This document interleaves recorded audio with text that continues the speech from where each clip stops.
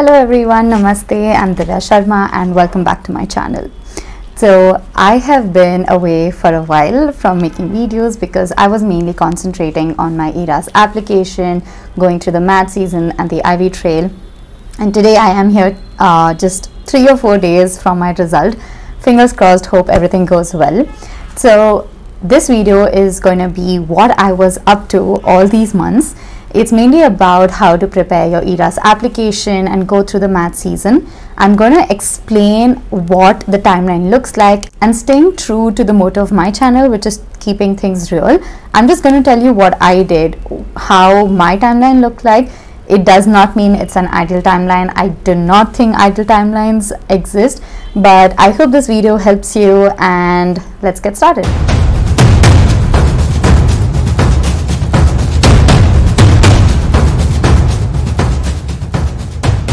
Alright, so I have written my entire timeline right here on this sheet of paper, and I am just going to discuss what I did, when I did, with a few specific dates, and then I'm going to dive deep into a few of the aspects of the application. I would like to make another video on the ERAS application aspects like the CV and statement of purpose, getting your LORs a little more in detail. This video is mainly about the timeline and what I did and what worked for me. So the first step in making your ERAS application is to make your timeline, and that I did by watching Aishwari Chandran's YouTube video, which is on all the important dates for the 23 math season.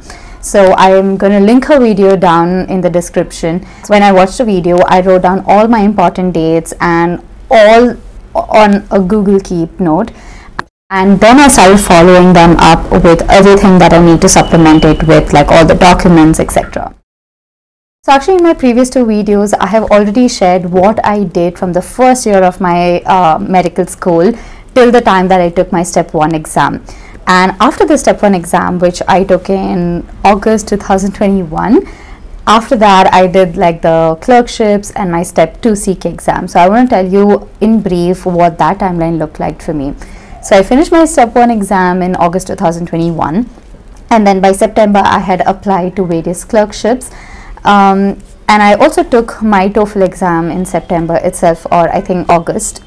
And by December I flew to the US. I stayed with my sisters, and Jan, Feb and March I did my clerkships. After that, the month of April, I chose to stay in the US with my sister, and that time I worked on some presentations and also some research topics. And by May I was in Bangalore, where my house is, and here I started preparing for my step 2 CK exam. So the month of May, June and July I dedicatedly prepared for the step 2 CK exam, but on the same hand I was also doing some volunteering work and my research projects. In July I finished my step 2 CK exam, and August and September was again dedicated to mainly making my ERAS application and submitting it and researching programs. October, November, December, Jan and Feb has been the math season or the IV trail. So here I was interviewing. It was all virtual, but in the month of November I visited US because I attended a conference there. So it was a vacation plus conference plus some interviews. Now we are here in the month of March, and this has basically been just a waiting period for me, and the result of match day, like the match week, is March 13th to March 17th, and during this week we will know if we have matched, and if we have, then where, and so on. So that was in a nutshell what my time or the entire year has looked like. Now I want to go in some details of your ERAS application, the first thing that you need to do, and when I did it, to save myself some time and also be very mentally stable during this entire process. Before we jump into it, I want to tell you that it is extremely important that you have a great social support. So having a partner who is going through this cycle yourself. So any accountability partner, it can be your friends or your seniors or anyone, but preferably someone who is going through the match process this year with you, because it really helps to keep each other on track, and it helps if you share information. It just became really easy for me because I had those kind of friends. Alright, so the first thing that I did was buy an ERAS token. So this is a token which helps you open your main application, in which you can keep putting and adding your CV, your statement of purpose, your LORs, etc. So this token can be bought from 28th June, at least for our math cycle. The minute I knew that this was out, I bought it on 28th June. So also in the month of June, I knew that I had to get credential verification. So credential verification is a process where after you graduate, your transcripts as well as your diploma from your medical school needs to be verified by ECFMG. Alright, because this is the first step in your ECFMG certification process. So this I had done by early June. I got my degree by May, and then I had submitted it to my college and also requested them to submit my transcripts via the web portal to ECFMG, and it was verified within I think 2 weeks. Another thing that you need to get ECFMG certified is go through the pathways. So there are pathways 1 to 6. And for me, the pathway 1, I was eligible for that. You can look up what the pathways mean. There are a lot of YouTube videos on what they mean, and you can find out, what you fit best in. So the pathway 1, for at least Indian medical students, you need a good standing certificate from the medical council of your state or your country. So since I'm in Karnataka, I had a KMC good standing certificate. So this is an entire process again for the people who are in Karnataka. You have to first go to the KMC website. Bad throat. So you have to go on the KMC website and then apply for a good standing certificate. This can be done only once you are KMC registered. So once you apply on their website for the good standing certificate, the KMC office directly emails that good standing certificate letter to ECFMG. So that's the fastest way to do it. Instead of you getting the letter and then you emailing it to ECFMG, that takes a longer time to verify. So the pathway 1, I needed the KMC good standing certificate, and I also needed my OET results, which is occupational English test. This is in place of the step 2 CS exam. It can take up to 2 to 3 weeks for the results to come. So I decided to give the exam in June. I think June 11th I gave my exam. Yeah, and June 29th I got my OET results. So to get ECFMG certified, we need the step 1 past report, the step 2 CK past report, the pathway verification and also the credential verification. So in by the month of June 30th, I had my step 1 score, and I had my pathway was verified because KMC good standing certificate as well as my OET results had come, and also my credential verification was done. So the only thing pending was my the step 2 CK exam, which was to be held in July, and as soon as I would get the results, I would be ECFMG certified. So this helped me really take off all the stress from July, August, because I knew that the only variable pending was my step 2 CK result, and that would invariably definitely come. So I was in a very peaceful state of mind when I was entering July. Another thing that I did in June itself to save some time in July and September was to send out the LOR requests. So the process of that is actually to email your preceptors or the attendings that you rotated with and ask them for the information like the LOR author name and the designation and the hospital they work in, the way they would want it on the LOR. My LOR writers took just about 1 or 2 weeks to get back to me, but a few of them, and it's very understandable, they were busy and they probably didn't see the email, and they took up till August to reply back. But anyway, I knew I started early and I had a lot of time. My LOR writers had a lot of time to write a letter for me, so that's why I highly recommend sending your LOR writer request early in June or even earlier than that. The next thing that you need is the medical school performance evaluation, or the MSPE, which again needs to be provided by your medical school and uploaded on the ERAS application by your school. So this again can take a lot of time because your medical school might have to do it for the other candidates as well. So it's best that you apply for it early. So in June or July itself, I had sent all my information, everything that they needed to prepare an MSPE for me, and by August my college had uploaded it on my ERAS application. So an exciting thing happened on August 19th, that was that I got ECFMG certified. So this was a big hurdle out of the way, because as international medical students we want to be ECFMG certified before the maths season starts, or before the programs can download our applications, because some of them have filters where they exclude the applicants who are not ECFMG certified by the deadline. The next thing in August that I did was to get a headshot. So a headshot is extremely important part of your application. Now I am not on the other side, I'm not one of those residents who can say that, you know, did it matter or not, but from what I have heard from my mentors and read online is that it's the first thing the programs see on your profile.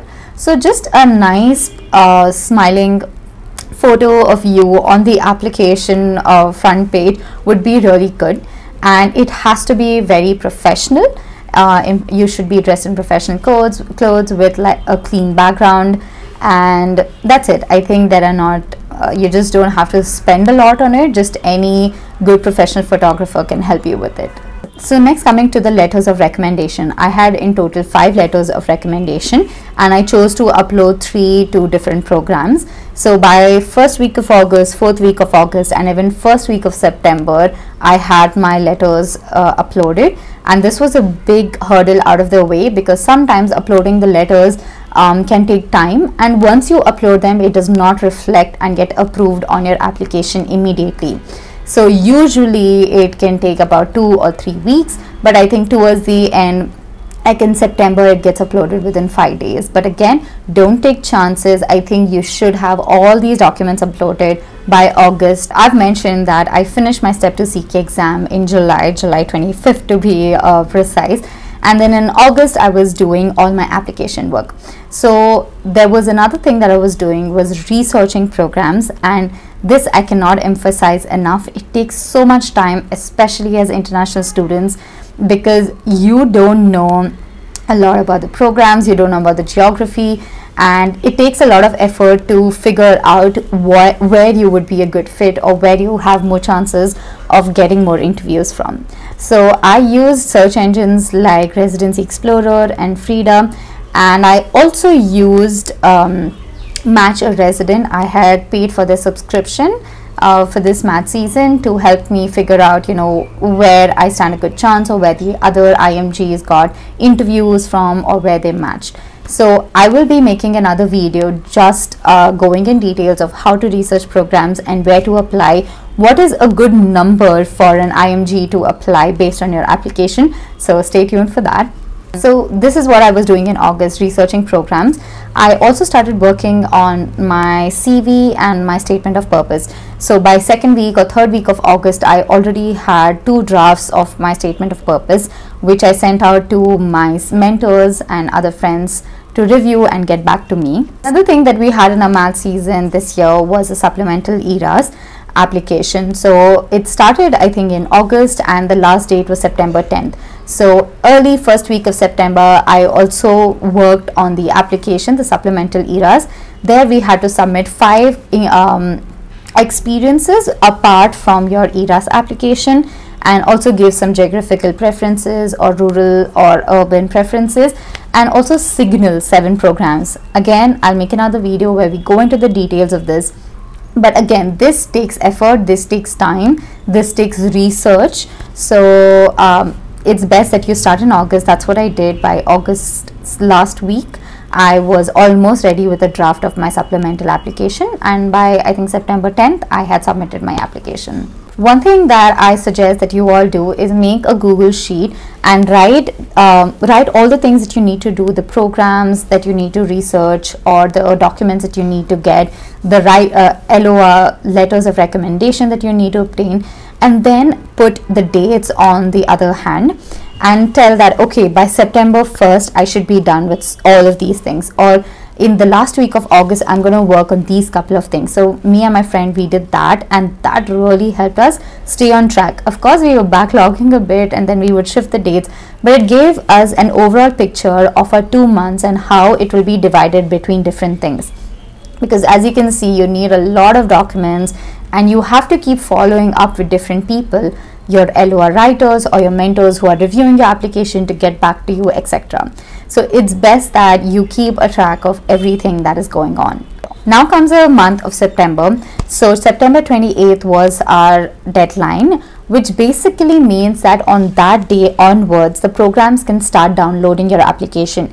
It does not mean that you cannot submit your application after that point, but again, as international medical graduates, it is recommended that you submit a complete application before this deadline.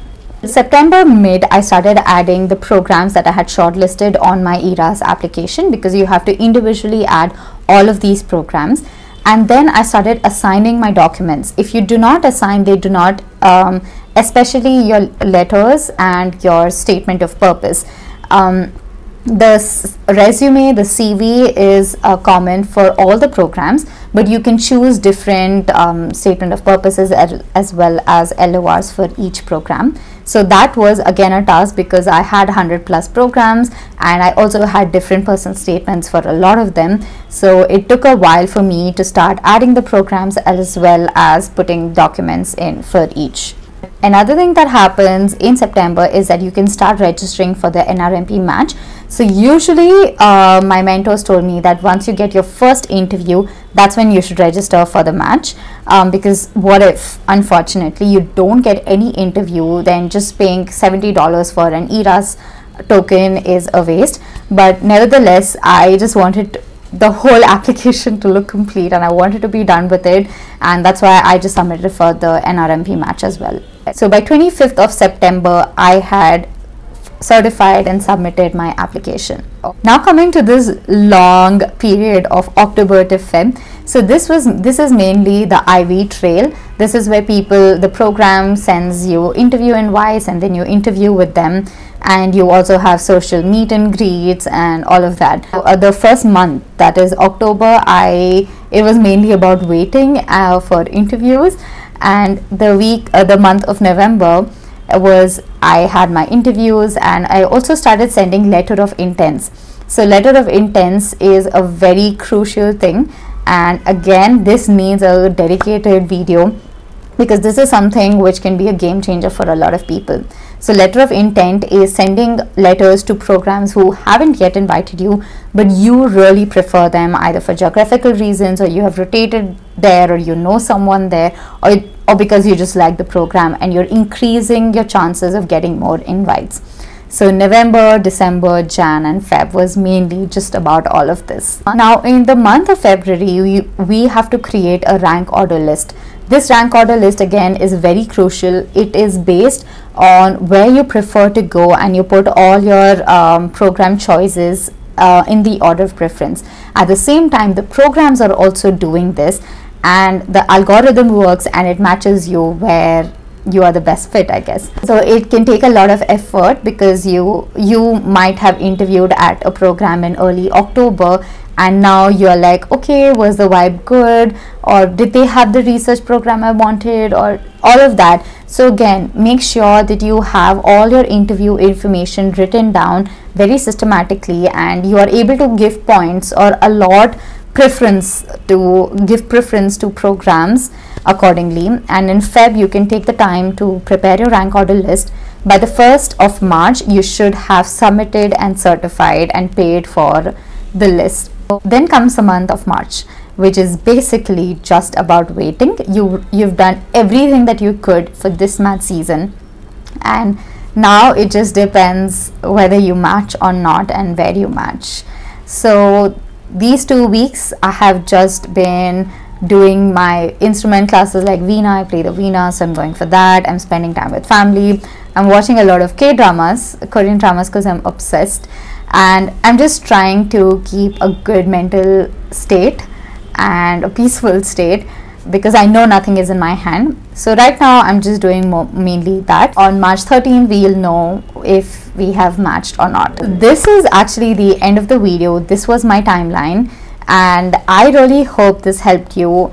It's my YouTube videos are mainly just about, what I have done, what I have learned through the process. I hope this helped you. If it did, please comment in the section below how it helped you, and please like, subscribe to my channel. It really helps me make such videos, and let's hope for the best. Have fun. Bye.